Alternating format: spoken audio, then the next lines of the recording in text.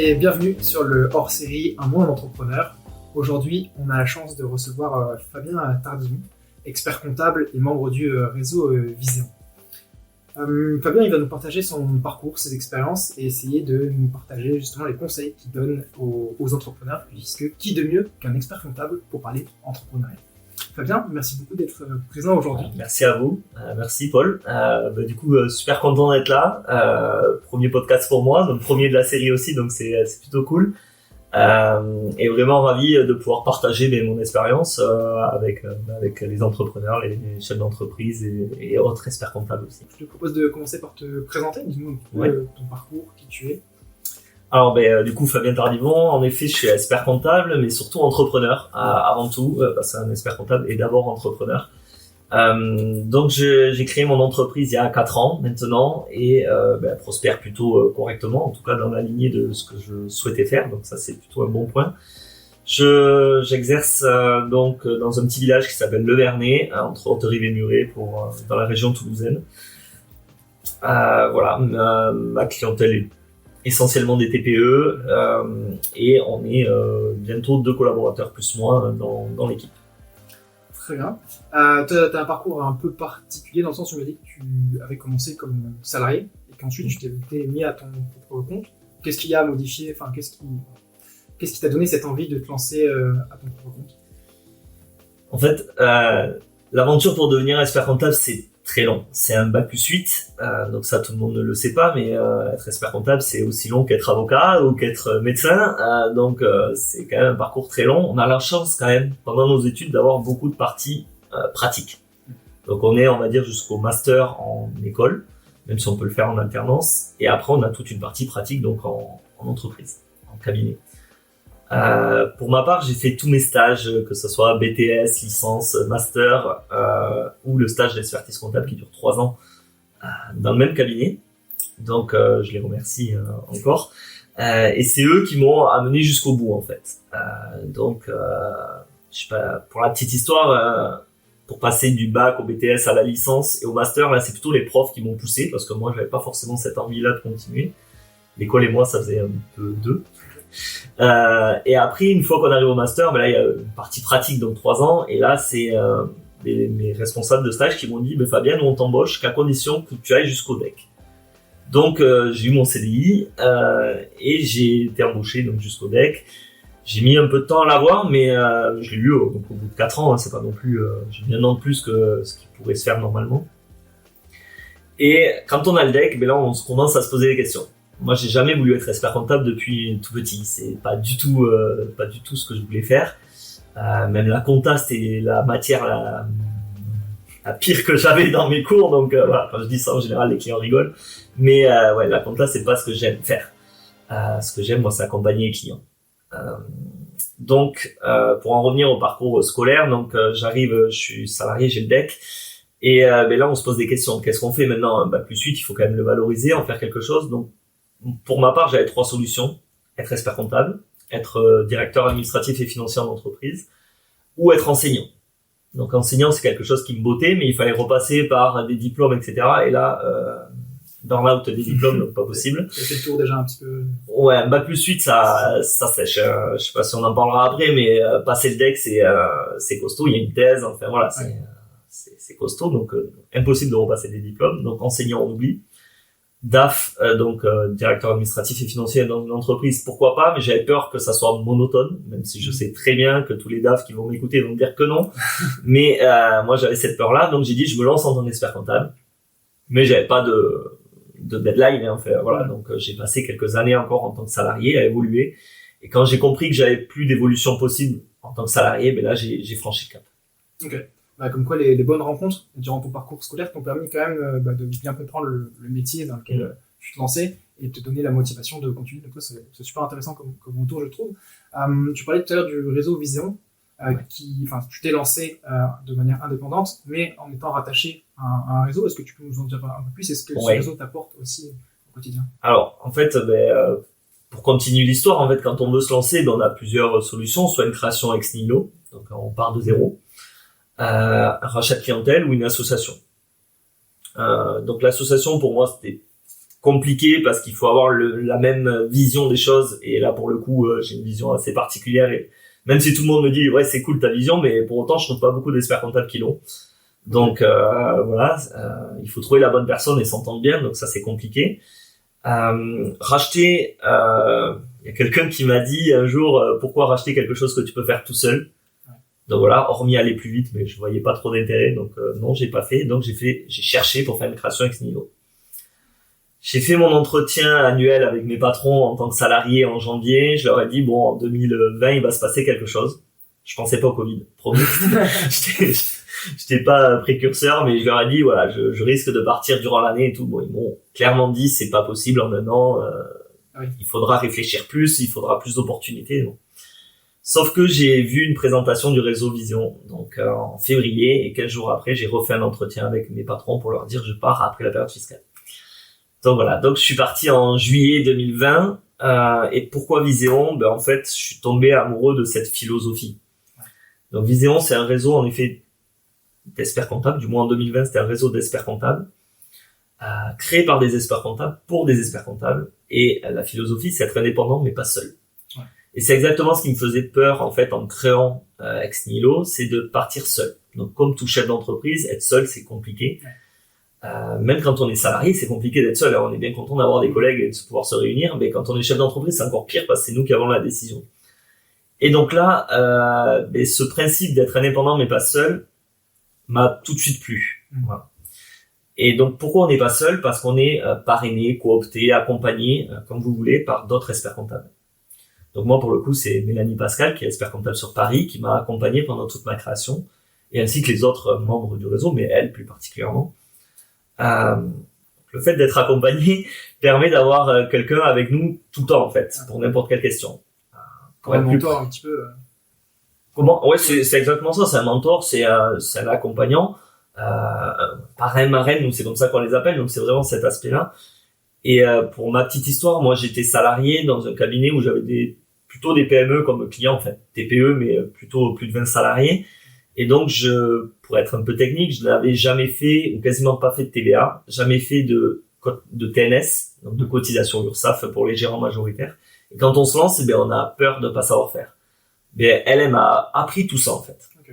Donc, évidemment, elle est remerciée pour ça, elle touche de l'argent. Et c'est aussi ça l'intérêt du réseau, c'est qu'on a deux façons de se rémunérer. Notre métier d'expert comptable et aussi le métier d'accompagnateur, de parrain, qui nous permet d'être rémunérés. Et pour moi, si je recolle avec le début de l'interview, ça a aussi le mérite d'être enseignant, entre guillemets. Alors, c'est pas enseignant dans le terme éducatif du terme, mais dans le terme d'accompagnement des personnes. Ouais, dans le partage, le conseil. Exactement. Et ça rejoint aussi un peu l'essence de l'expert comptable. On en parlera tout à l'heure sur qu'est-ce qu'un expert comptable et quelles sont ses missions. Mais en tout cas, je trouve ça super intéressant, ce retour d'expérience sur l'accompagnement en réseau. Et je pense que ça parle aux experts comptables qui souhaitent se lancer, mais aussi à tout entrepreneur, enfin toute personne qui a la fibre entrepreneuriale, qui n'ose pas forcément encore se lancer seul, dire qu'il existe aussi des réseaux, que ce soit même des réseaux de franchise ou autres, qui peuvent nous aider à se lancer, que ça peut être une bonne solution. Exactement. Voilà, moi je n'imagine pas un expert comptable seul. Il y en a qui y arrivent, hein, c'est très bien, mais moi je ne pouvais pas. Donc être accompagné, c'était bien, et avoir aussi tout l'aspect technique et pratique et du réseau, donc tous les outils qui sont déjà présents et qui marchent, ça c'est quand même sympa. Ok, on reviendra sur tous ces sujets par la suite. Moi, il y a un point que j'ai noté. Tu disais que tu avais une vision assez particulière. Est-ce que justement, tu veux nous partager un peu cette vision ou les valeurs qui t'animent dans l'entrepreneuriat? Alors, c'est dans l'entrepreneuriat, mais c'est dans ma manière d'être tout simplement. J'ai été salarié pendant 8 ans d'un cabinet. Je n'ai jamais travaillé le week-end. Je n'ai jamais travaillé le soir, tard, on va dire. Chose qui est complètement différente de beaucoup d'autres collègues que j'avais à l'époque, même dans le cabinet ou même ailleurs. Donc ça, c'était peut-être une vision un petit peu précurseur. Ça a beaucoup changé maintenant. Il y a beaucoup moins d'heures sup, non payées notamment, beaucoup moins de travail le week-end, mais ça existait beaucoup avant. Donc ça, moi, ça m'est jamais arrivé et c'est une ligne rouge que je ne veux pas franchir en tant qu'entrepreneur. Donc c'est-à-dire que j'ai mes horaires de travail, 8h midi, 14, 18, et je déroge très rarement à ça. C'est une manière de penser, c'est ma vision et ma vie professionnelle ne doit pas empiéter sur ma vie personnelle. Enfin, en tout cas, le moins possible. Ouais. Déjà, bravo de réussir à ça parce que c'est pas facile. Nous, on contacte les entrepreneurs au quotidien et beaucoup, justement, passent énormément de temps sur leurs heures, entre guillemets, perso. Donc bravo pour ça. Et en effet, c'est un mode de fonctionnement et il faut savoir s'y tenir. Donc merci pour ce conseil et j'espère que ceux qui nous écoutent arriveront aussi à le mettre en place. Est-ce que tu as des astuces justement pour vraiment couper, arriver à déconnecter? Oui, alors déjà avoir un local à part. Ouais. C'est-à-dire que évidemment j'ai commencé de chez moi, mais ça a duré que 3 semaines parce que c'était pas possible. Voilà, donc avoir un local à part pour toute la partie administrative. Je pense aux personnes du BTP par exemple qui font souvent leur devis le soir tard ou en rentrant des chantiers, etc. Donc ça, à mon sens, c'est compliqué du coup parce qu'on a l'ordinateur, la télé, peut-être la dame à côté, et on continue à faire nos devis. Et pour moi, c'est pas quelque chose d'envisageable en tout cas. Donc il y a ça, et il y a aussi de respecter son agenda. Donc moi j'ai un agenda évidemment qui est borné aux heures où je travaille, et il m'est impossible ou très rarement en tout cas de mettre des choses en dehors des heures qui sont consacrées. Donc si je peux me permettre, je prends l'exemple des entrepreneurs du BTP, par exemple garder votre vendredi après-midi pour faire vos devis, vos factures. Vous êtes aussi chef d'entreprise, vous n'êtes pas que carreleur, peintre ou autre. Vous avez une obligation d'être entrepreneur, et donc pour ça il faut garder du temps. C'est super intéressant ce que tu racontes là, de savoir justement fixer un cadre, fixer des horaires. Est-ce que ça fait partie justement avec ta casquette d'expert comptable, des conseils que tu peux apporter à tes clients et justement les aider à se structurer pour qu'ils puissent vraiment structurer aussi leur journée dans ce sens? Oui, tout à fait. Alors déjà, moi, je leur facilite la vie en tant qu'entrepreneur en dématérialisant tout ce qui est comptabilité. Donc, j'essaye de leur faciliter ça au maximum. Ouais. Et après, oui, je leur dis d'entrée que c'est des chefs d'entreprise et qu'il faut pas qu'ils l'oublient. On a eu une vague avec le Covid d'entrepreneurs novices qui étaient souvent salariés, qui passent entrepreneurs et qui ils savent pas quoi faire, quoi. Donc ça, c'est important de leur dire qu'il faut qu'ils restent chefs d'entreprise et qu'ils gardent du temps pour gérer leur entreprise. Donc oui, je le dis. Il y en a qui appliquent, il y en a qui appliquent pas évidemment, mais en tout cas, on essaye de les accompagner là-dedans pour pas que cette tâche administrative passe vraiment au second plan. Bien sûr. Et justement, dans cet accompagnement, tu parlais un petit peu de dématérialisation, d'innovation. Quelle est la place que tu as, enfin, quelle est la place de l'innovation au sein de ton cabinet, que ce soit pour ta gestion de cabinet, mais aussi au niveau de tes clients? Du coup, grâce au réseau, on a des outils qui sont novateurs, enfin, ou du moins dans l'air du temps. Donc tout est dématérialisé dans mes bureaux, donc pas très grand, mais il y a qu'un seul meuble où on range des affaires, donc voilà, c'est les documents du greffe qui nous arrivent encore papier, c'est des choses comme ça, mais pour le coup nous on n'a aucun document de nos clients dans nos bureaux, et nos clients nous envoient tout de manière dématérialisée. Donc ça c'est quand même démocratisé, on va dire de manière assez importante dans les cabinets, mais c'est pas partout. Et après, on utilise des outils avec de l'intelligence artificielle pour limiter les heures de saisie. Okay. Donc la saisie comptable dans notre cabinet, c'est très très rare. C'est aussi pour ça que j'ai décidé d'embaucher non pas j'aime pas trop le terme de petites mains ou de personnes peu diplômées, mais voilà, mes 2 collaborateurs auront un bac+5 et bac+8. Donc ou l'ont déjà. Donc voilà, c'est vraiment pour faire de la plus-value et de l'accompagnement. Pour moi, un expert comptable aujourd'hui ne doit plus passer de temps à saisir ses factures, déclarer les TVA et déclarer les liasses fiscales. Ça doit se faire de manière le plus automatisée possible. Et nos collaborateurs qui accompagnent les clients doivent passer du temps à les accompagner et à les conseiller. Et non plus à faire cette partie un peu rébarbative de tâches. Évidemment, on en a, c'est pas magique. Voilà, je rassure tout le monde, tous les cabinets. J'ai pas 100% d'IA qui marche tout seul, mais en tout cas, j'ai aucun tas de factures devant les yeux et à saisir 50 000 factures, voilà, autant de factures à l'heure, etc. Ok, ça permet à tes clients aussi d'aller plus vite dans la gestion de l'entreprise, de gagner du temps sur les tâches chronophages et donc pouvoir avoir un cadre avec les produits perso, mais ça permet aussi à tes employés, à tes collaborateurs, comme tu dis, d'avoir une meilleure qualité de travail. Et ça, c'est assez important à ce niveau-là. Justement, tu parlais un petit peu des missions de l'expert comptable. Moi, je voudrais qu'on revienne un peu là-dessus. On a la chance d'avoir une audience principalement d'entrepreneurs qui nous écoutent, pardon. Mais c'est vrai que parfois, le métier d'expert comptable est méconnu, voire certains préjugés sur cette profession-là. Est-ce que tu peux nous dire pour toi qu'est-ce qu'un expert comptable? Quel est l'apport de l'expert comptable pour un entrepreneur? Alors déjà, le premier conseil que je dois vous dire, c'est qu'un expert comptable est diplômé et inscrit à l'ordre des experts comptables. Je vois encore trop souvent d'exercice illégal ou d'entrepreneurs qui m'ont dit j'ai fait confiance à quelqu'un en freelance etc. J'ai rien contre eux, mais s'il y a ces règles-là en France, c'est qu'il y a des raisons. Et j'ai vu trop de sociétés ou d'entreprises ou de micro-entreprises se faire rattraper par l'administration fiscale ou tout simplement faire faillite parce qu'il n'y avait pas un accompagnement sérieux derrière. Je dis pas que tous les freelance ou ceux qui ne sont pas experts comptables sont moins bons que tous les experts comptables. Évidemment, il y en a qui sont très bons et il y a des experts comptables qui sont moins bons. On est d'accord. Mais attention. Voilà. Ça, c'est vraiment mon premier conseil. Vérifier que la personne avec qui vous travaillez, elle est inscrite à l'ordre des experts comptables et elle vous apportera toutes ses connaissances, son niveau d'études, l'accompagnement aussi de l'ordre des experts comptables, l'assurance qu'il y a derrière, etc. Donc ça, c'est vraiment la première chose qu'il faut faire attention en tant qu'entrepreneur. Faites vraiment attention à ça. Après, moi, ma vision, c'est d'avoir un accompagnement régulier tout au long de l'année. Donc, du coup, je donne à mes clients les points en suspens, on appelle ça les points en suspens, donc toutes les factures manquantes tous les mois. Ce qui nous fait qu'en fin d'année, on n'a pas une liste de 4 pages ou de 3 pages ou d'une page même avec X documents à rendre. Donc ça, c'est plutôt intéressant puisqu'en cours d'année, on peut faire une situation comptable et les accompagner aussi dans leur développement.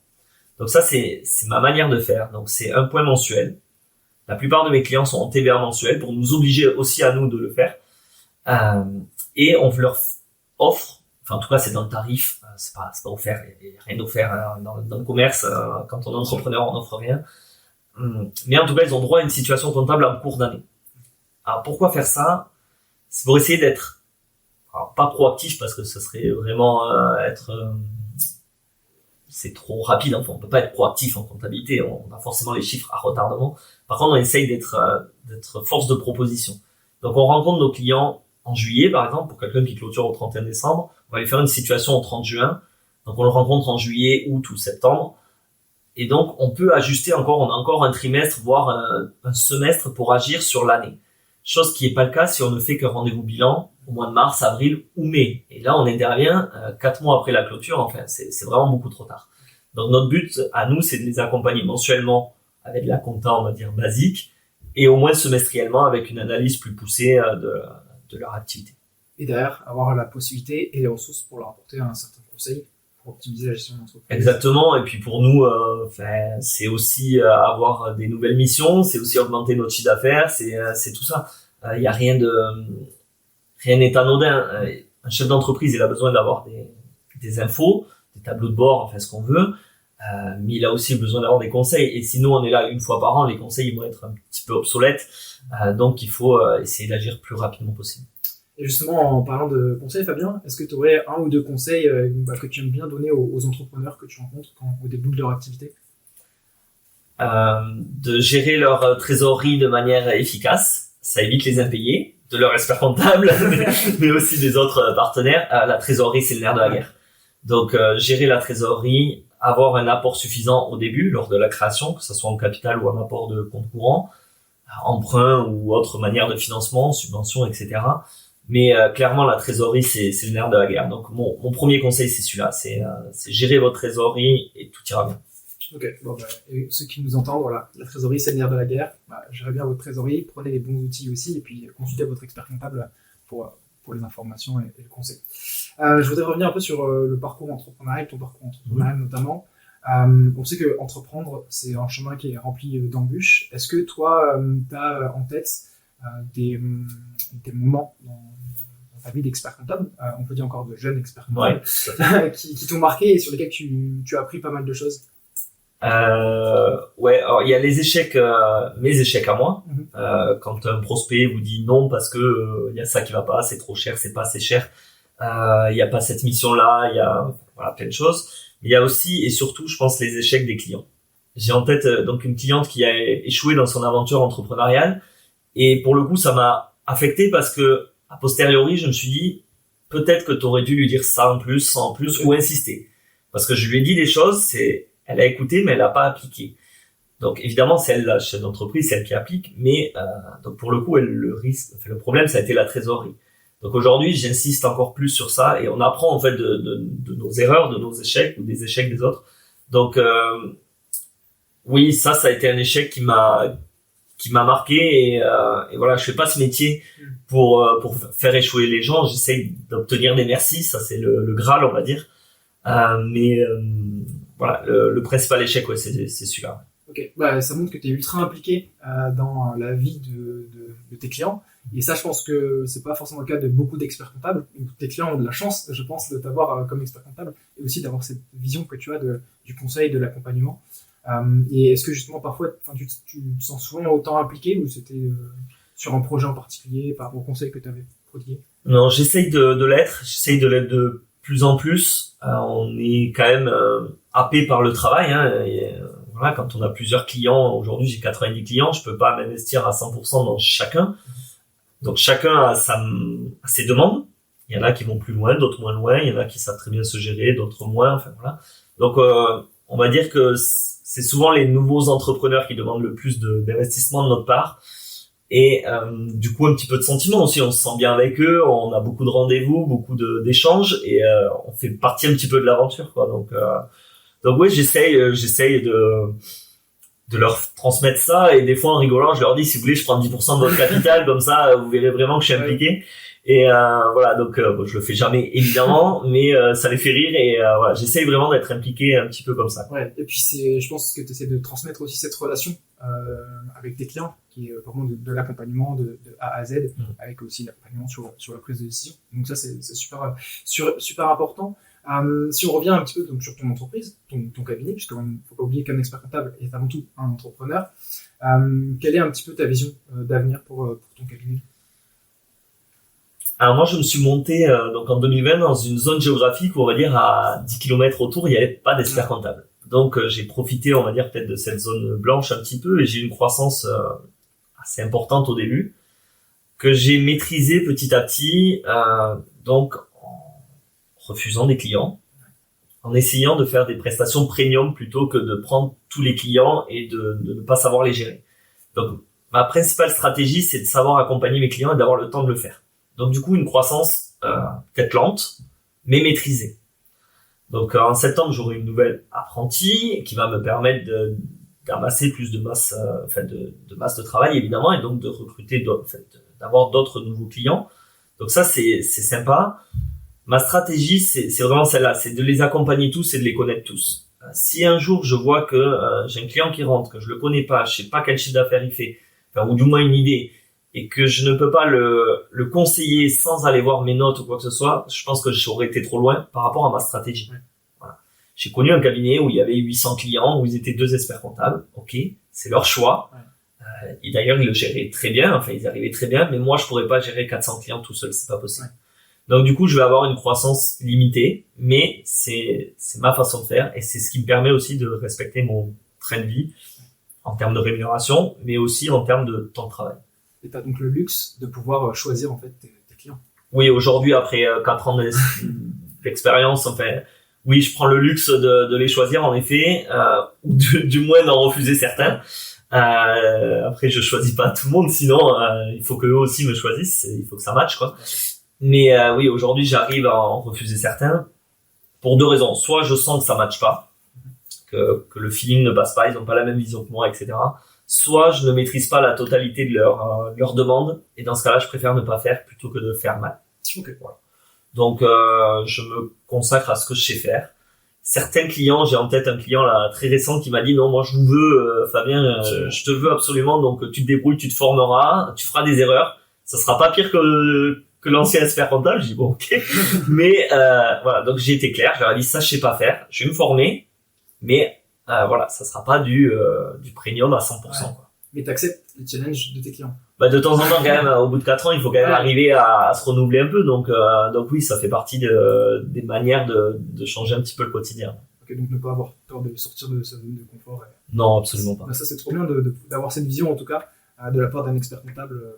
Super intéressant. Tu parlais de croissance. Un des défis qu'on a, et tu en as parlé, c'est le recrutement, parce que notre entreprise se développe. Comment est-ce que tu as appréhendé cette première étape dans ton entreprise? Alors du coup, j'ai dû recruter assez rapidement parce que la croissance de la première année a été assez rapide. J'ai eu la chance d'avoir la postulation d'un jeune homme qui était dans le village et qui venait d'avoir son BTS compta avec 16 de moyenne, Il m'a dit, moi, je veux être embauché. Je lui ai dit, non, c'est hors de question. Tu vas continuer tes études. Avec 16 de moyenne, tu t'arrêtes pas là. Donc, il a fait son DCG en alternance et pendant 2 ans, on a travaillé ensemble. Et c'était plutôt cool parce que je l'ai formé. Un petit rôle d'enseignant, toujours, hein, ce truc-là. Et ça m'a permis aussi, moi, de me le développer. Après ça, j'ai embauché, du coup, un collaborateur, enfin, une collaboratrice qui est partie et un collaborateur, du coup, là, qui est encore là, plus expérimenté pour conseiller nos clients. Comment gérer le recrutement? Alors aujourd'hui, c'est très compliqué. Dans l'expertise comptable, il faut pas se leurrer. Recruter, c'est compliqué. La masse salariale n'est pas très attractive, même si on essaie de faire des efforts. On en parlera peut-être après du management, etc. Mais c'est pas un métier qui est très attractif aujourd'hui et il y a peu de postulations. Donc moi, j'ai fait le choix d'être en partenariat, entre guillemets, avec l'école où j'ai été, donc le lycée Ozen, qui est, on va dire, une référence à Toulouse. Et j'interviens pas mal dans cette école, aussi pour corriger les épreuves du DCG, DSCG, donc licence et master. Et j'ai un lien avec certains profs, etc., qui me permettent d'avoir des contacts avec aussi des futurs collaborateurs. Et donc c'est principalement comme ça que j'ai fait pour recruter notamment la nouvelle alternante. Ok, bah super. En plus, par rapport à la première histoire que tu racontais, ça me faisait penser à ce que toi tu racontais des personnes qui t'ont aiguillé et qui t'ont dit non, tu vas continuer. Et c'est un petit peu ce que toi t'as fait perdurer. Et ça, c'est ouais, exactement. Moi, c'est hors de question qu'un salarié rentre chez moi et me dise, voilà, moi, je veux faire mes heures, voilà mon petit job, je veux pas évoluer. Enfin, chacun ses choix, il y a pas de souci, mais il faut que ça bouge, quoi. Enfin, voilà, moi, j'ai cette fibre entrepreneur et j'espère que tout le monde l'aura. Et si j'ai un salarié qui me dit, bon, voilà, maintenant j'ai fait le tour, il faut que je monte ma boîte, bah, let's go, allons-y, quoi. Mais évidemment, ça existe, il y a des salariés qui ne bougent pas et qui sont stables, etc.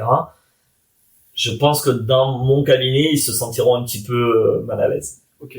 Ton retour est assez intéressant. Tu pousses un peu les gens à sortir aussi de leur zone de confort. On en parlait juste avant, sur ta vision du management pour toi, Fabien. Le plus libre possible. Tu m'as dit tout à l'heure que chez Axonode, vous aviez un management particulier. Ouais. En effet, moi, je dirais pas que c'est particulier, mais mon collaborateur, c'est un ami. J'espère que la future, ça sera une amie. Voilà, j'ai vraiment envie de leur apporter tout ce que je peux. Je n'ai pas de limite dans la rémunération. Je leur apporte tout ce que je peux là-dessus, tout ce qu'ils ont besoin. Évidemment, je leur demande des efforts. Ils sont pas forcément payés 25% plus cher qu'ailleurs, mais ils ont un confort de vie. S'ils veulent partir à midi, ils partent à midi, sans me dire n'importe quel justificatif. Je m'en fous, tant que le boulot est fait, il n'y a pas de problème. Et le but de toute mon organisation, c'est qu'ils soient pas surbookés. Donc j'embauche à chaque fois en avance.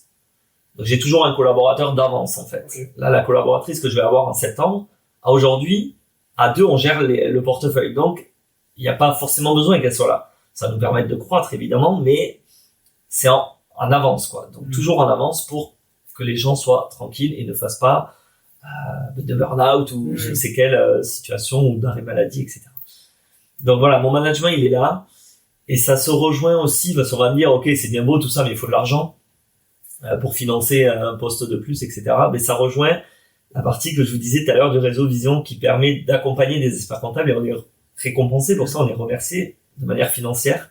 Et cet argent que je gagne en accompagnant d'autres experts comptables me permet de financer à la fois la masse salariale, me permet de financer une rémunération aussi pour moi et de financer aussi cette équipe que j'accompagne. Ça me fait penser à un sujet un peu différent, mais surtout sur la partie recherche de clients. Comment ça se passe pour toi? Je sais que les cabinets, ils ont l'habitude d'avoir beaucoup de clients qui viennent à eux, mais est-ce que de plus en plus les cabinets vont aussi chercher des clients? Comment tu te situes par rapport à ça? Alors moi, on m'a dit quand je me suis lancé, maintenant mettre sa plaque, ça suffit plus. Ouais. Alors, ça n'a pas été vraiment le cas pour moi parce que il n'y avait pas d'experts comptables autour, donc je pense que les clients sont plus ou moins venus un petit peu tout seuls, mais c'est pas forcément vrai non plus. J'ai quand même fait des actions commerciales. On s'en rend pas forcément compte, mais quand on habite depuis 15 ans dans le village, qu'on connaît quand même beaucoup de monde, qu'on en parle à droite, à gauche, mais voilà, c'est le bouche à oreille, c'est tout simplement ça. Donc, j'ai eu plusieurs actions qui m'ont été soufflées par le réseau Vision. Donc, une des premières choses qu'on fait quand on rentre dans le réseau, c'est qu'on est formé pendant un certain temps à des pratiques commerciales. Donc, par exemple, on fait une liste chaude des personnes à qui on doit parler de notre installation. On fait une liste chaude des personnes potentielles qui pourraient rentrer ou des personnes potentielles qui pourraient nous recommander. D'accord? Donc, tout ça, ça se travaille. Et cette formation du réseau, en fait, m'a permis à la fois d'aller récupérer des prospects, mais une fois qu'on a des prospects, c'est bien beau, mais il faut savoir les convertir en clients.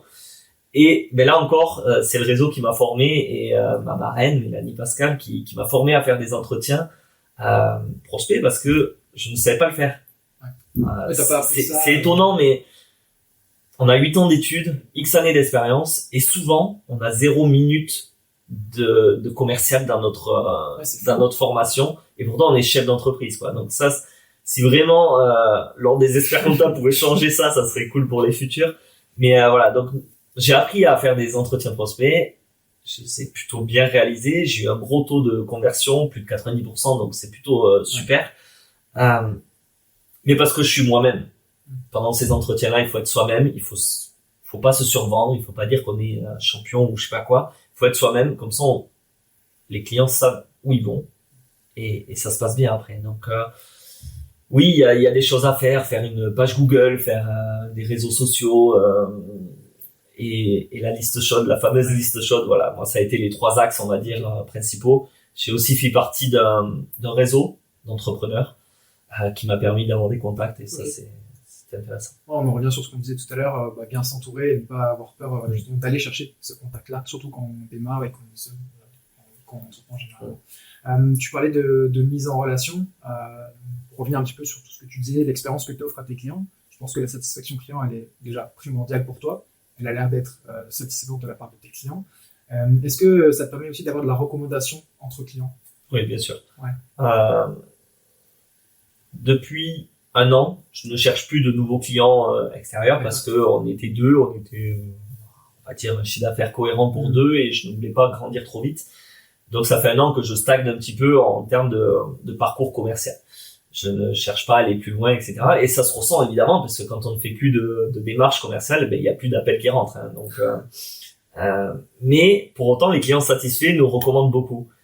Donc oui, j'ai continué à avoir une croissance régulière, mais grâce surtout à mes clients ou à mes partenaires avec qui je travaille aussi et qui sont satisfaits de ce partenariat. Et t'as un peu incité tes clients ou ça s'est vraiment fait naturellement parce que c'est du Non, voilà, ça s'est fait naturellement. Il y a une pratique qui fait qu'on peut rétribuer un petit peu des honoraires aux clients, etc. Je l'ai jamais fait.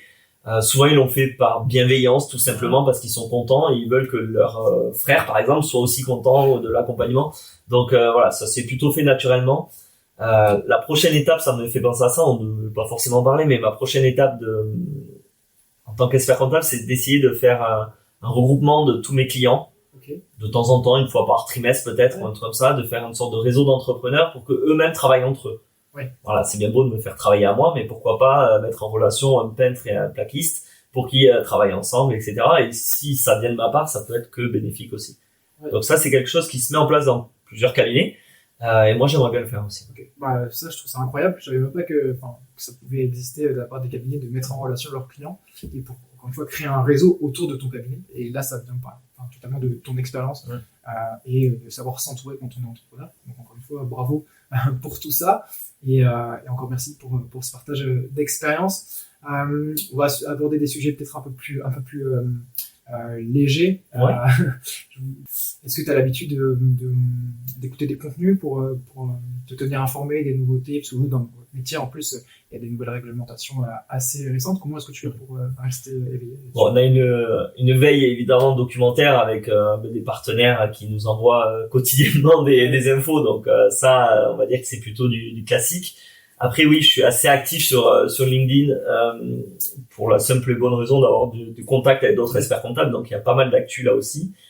On a la chance d'avoir un créateur du réseau Viséon qui est très médiatisé, enfin ou du moins de temps en temps c'est peut-être abusé, mais il fait pas mal de podcasts et du coup j'en écoute aussi. J'ai quelques confrères qui en font aussi, donc ça c'est plutôt cool. Donc ouais, j'écoute quelques podcasts de personnes que je connais.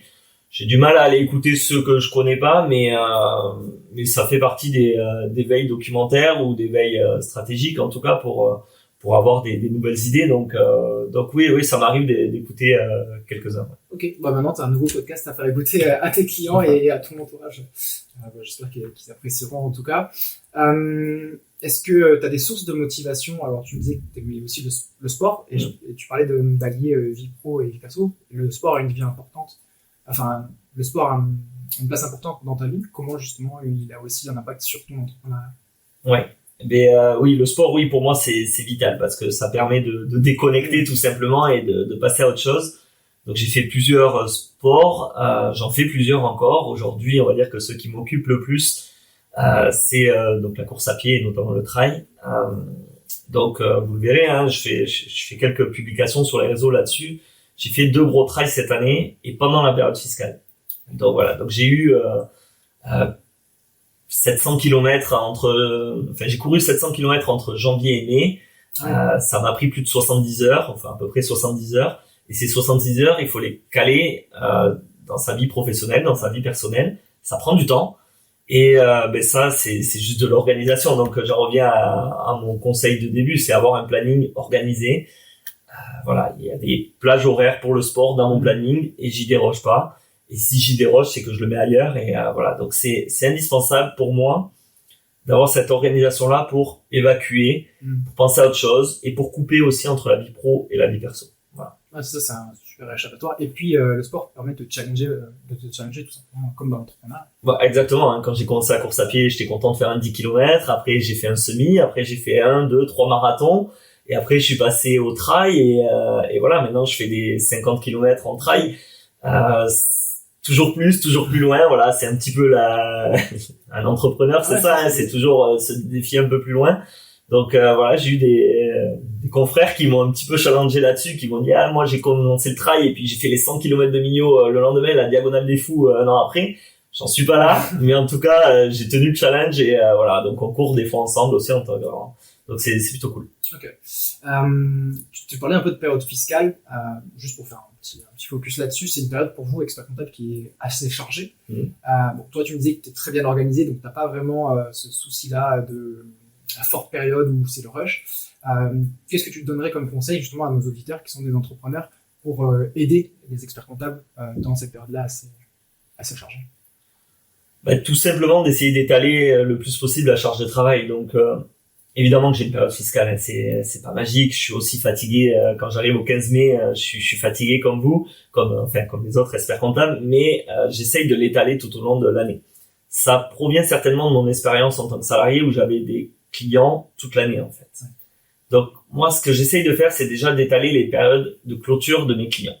Donc essayer d'éviter les 31 décembre puisque c'est là où il y en a le plus. Donc avoir des 30 juin, des 30 septembre, ça permet aussi d'étaler un petit peu ça. Et ce que je pourrais dire aux entrepreneurs c'est d'essayer d'être proactif envers leur expert comptable et leur dire moi je voudrais avoir un point des éléments qui me manquent tous les mois. Comme ça, quand on arrive au 31 décembre, il me manque que les éléments de décembre ou de novembre. Et vous pouvez me sortir le bilan en janvier, février. On peut se voir rapidement. Et du coup, je peux attaquer une nouvelle année avec les chiffres, avec une nouvelle stratégie, etc. Voilà, c'est vraiment ça que j'essaye de faire. Donc, avec une situation en cours d'année, avec des points mensuels. Il y en a avec qui ça marche très très bien. Le 2, j'ai tous les documents. Le 5, ils ont renvoyé les documents manquants. Et il y en a, je suis encore au 21 à demander les documents. C'est pas magique, ça marche pas avec tout le monde. Mais un vrai entrepreneur, je pense, aura plaisir à avoir une comptabilité à jour. Et donc justement, les entrepreneurs qui nous écoutent, n'hésitez pas à solliciter votre expert comptable pour les bouger un petit peu, notamment sur la récupération des données et des documents. Ok, merci encore Fabien pour ce retour. Nous, chez Axolot, on est assez friands un petit peu de ce qu'on appelle les perles de la compta. Est-ce que tu aurais une anecdote à nous raconter avec un client ou autre, justement sur cette thématique-là? Ouais, j'en ai une sympa, assez inédite. J'ai un prospect un jour qui me voit, il me dit bon Fabien, je veux changer d'expert comptable. Bon, ok, pas de souci, oui ça se passe bien. Enfin bon, il me faut changer. Évidemment, au premier rendez-vous, il me dit pas pourquoi, mais nous dans notre déontologie, on est obligé d'appeler notre confrère pour savoir si tout s'est bien passé, s'il a payé ses honoraires, etc. Bon, du coup, j'appelle le confrère, rien de particulier qui ressort. Et au fur et à mesure de notre relation, il m'a dit en fait j'ai changé d'expert comptable parce que ma femme est partie avec l'ancien expert comptable. Donc c'est quand même quelque chose de particulier. Évidemment, je vais pas rappelé le confrère en lui disant mais voilà, c'était assez marrant, assez comique comme situation. Ouais. Ça change rien du tout à la relation qu'on a ensemble, hein, évidemment. Mais voilà, je trouvais ça assez marrant comme situation. Alors, marrant pour moi, pas pour lui. Mais voilà. Okay, bah c'est un peu près comme situation, mais toi, au moins, ça t'a permis d'avoir un nouveau client. Ouais, c'est ça, un nouveau client qui, pour le coup, est très bien organisé, donc un très bon client. Ok, très bien. Très sympa comme anecdote en tout cas. Un autre sujet qui peut être assez intéressant, si tu devais dîner avec des entrepreneurs qui pour toi t'ont inspiré, avec qui est-ce que tu pourrais dîner? Je dirais qu'il faudrait que ça allie un petit peu toutes mes facettes. Donc je dirais un joueur de rugby, parce que je suis fan du Stade Toulousain depuis très longtemps. Donc peut-être Vincent Clerc par exemple, qui est très actif en ce moment suite à sa carrière sportive. C'est un entrepreneur il est devenu ou il était déjà entrepreneur. Donc voilà. Donc Vincent Clerc, je dirais. En plus, ça pourrait permettre de faire rager certaines filles autour de moi, donc ça c'est cool. Après, donc peut-être un des investisseurs de Qui veut être mon associé, parce que je trouve cette émission incroyable. Donc je comprends pas comment il peut avoir autant d'audimat parce qu'ils ont des termes très financiers et c'est assez compliqué de la suivre quand on n'est pas adepte de ces termes-là. Mais en tout cas voilà, un d'eux, donc peu importe lequel, en tout cas je pense qu'ils sont tous très intéressants. Et après un troisième entrepreneur, allez je vais faire la part belle pour la transition, mais on va dire Romain Grotto qui est pour moi l'expert comptable entrepreneur de la région toulousaine. Ok, bah justement c'est marrant que tu en parles parce que Romain sera l'invité du prochain hors-série Un mois un entrepreneur, donc dans quelques jours il sera à ta place. C'est cool. Merci en tout cas pour ces partages. Pour revenir sur qui va être mon associé, tu parles de l'audimat qui est assez important. Moi je pense que ça souligne tout simplement l'intérêt pour les Français sur l'entrepreneuriat. Et ça c'est super important de voir que la France a de belles pépites aussi entrepreneuriales, qu'il y a des millions d'entreprises qui se créent chaque année. Donc c'est la part belle pour l'industrie française et pour ton métier aussi, puisque tu auras toujours des clients à accompagner. Oui, tout à fait. Parce que la création d'entreprise, c'est ce qui me prend peut-être le plus de temps, en fait. Quand j'accompagne des clients, il y a une grosse partie création d'entreprise et on va dire, c'est là où il faut pas faire d'erreur, quoi. Et donc c'est ce qui nous prend du temps. Et moi, c'est peut-être ce que je préfère dans mon métier, c'est d'accompagner des nouveaux entrepreneurs. Ok, je voudrais juste terminer sur une dernière. Je voudrais juste terminer sur un dernier de tes conseils. Tu nous en as donné beaucoup tout au long de ce podcast. Merci encore pour ça. Est-ce que tu auras un dernier conseil à donner aux gens qui entreprennent ou encore une fois qui souhaitent se lancer? Soyez accompagné des bonnes personnes. L'expert comptable, c'est un des partenaires privilégiés. Vous avez l'assureur aussi qui est très important, le banquier qui est très important. Et tout autre partenaire ou même professionnellement, soyez accompagné des bonnes personnes. Tout à l'heure, on parlait des échecs. J'ai vécu des échecs aussi parce que des partenaires que j'avais n'étaient pas efficaces ou pas efficients ou voilà, qui a engendré des petites anomalies. Donc voilà, accompagnez-vous des bonnes personnes et ça sera plutôt déjà un bon départ. Super. Encore une fois, merci beaucoup Fabien pour tous tes conseils, ta participation à ce podcast. Moi, ça a été vraiment un plaisir de t'accueillir. Justement maintenant, où est-ce qu'on peut te retrouver si tu veux faire un peu ta promo? Donc moi je suis expert comptable d'un petit village de 3000 habitants, donc le Vernet, qui est entre Auterive et Muret, à 20 km de Toulouse. Ouais. Donc ça c'est pour la partie expert comptable. Si vous voulez me retrouver en tant qu'expert comptable pour vous accompagner, il faudra vous tapez sur internet Fabien Tardivon, vous aurez mon téléphone portable en direct, je réponds, il n'y a pas de souci. Donc ça c'est pour la partie les entrepreneurs qui cherchent un petit peu de conseils. Pour les experts comptables qui veulent connaître une autre manière d'exercer ou se lancer en tant qu'ex nihilo, le réseau Vision est là pour vous. Et donc n'hésitez pas à m'appeler pour que je vous fasse une petite présentation et vous expliquer comment on accompagne les experts comptables. Voilà, aujourd'hui moi je suis parfaitement épanoui dans mon métier d'expert comptable et d'accompagnateur d'autres experts comptables. Donc on n'en a pas beaucoup parlé dans ce podcast, mais c'est vraiment deux métiers. Ouais. Et c'est aussi deux manières d'être rémunéré pour moi, donc ça fait partie de toute ma stratégie. Parfait, tout est dit. On peut retrouver donc Fabien sur les réseaux, sur LinkedIn, sur LinkedIn, sur Internet, tout simplement. Encore une fois, merci beaucoup Fabien pour merci à vous. Précieux conseils. J'espère que ça va inspirer nos auditeurs. Merci à tous et à tous pour votre écoute. C'était le hors-série du podcast Un mois en entrepreneur. J'espère que tout ça vous a apporté plein de conseils pour la suite et à très vite.